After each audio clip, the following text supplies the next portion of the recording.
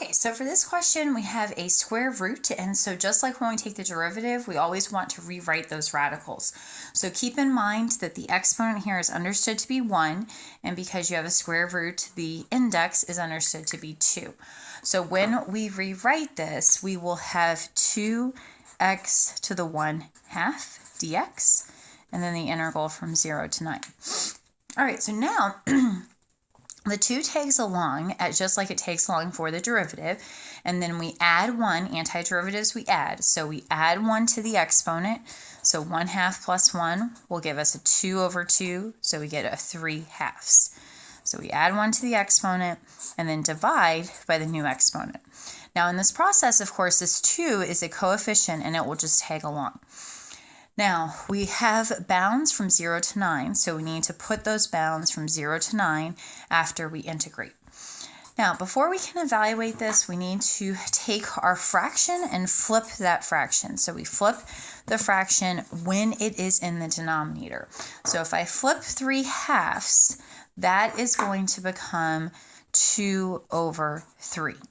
And then, so again, this 3/2, I flip it, it becomes 2/3. And then I have x to the 3/2, 0 to 9. So simplifying further, this is 2/1. So multiplying straight across, we get 4/3 x to the 3/2, 0 to 9. Now, our next step is that we'll actually evaluate these bounds. And to evaluate the bounds for a definite integral, we plug in the upper bound minus the lower bound plugged in. So the upper bound is going to be 9. So we have 9 to the 3/2 minus 4/3, 0 to the 3/2.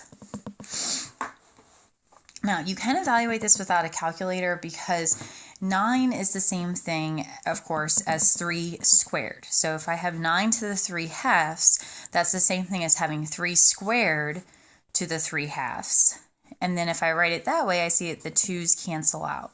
So really what I'm looking at is 27, 3 to the 3rd power. So I have 27, and then the 4/3 minus this second term is just going to evaluate to 0. Now, before I start punching in 4 times 27, I can say that this 3 and 27 will cancel to give us a 9 left over. So we really have 4 times 9, or 36, for our definite integral.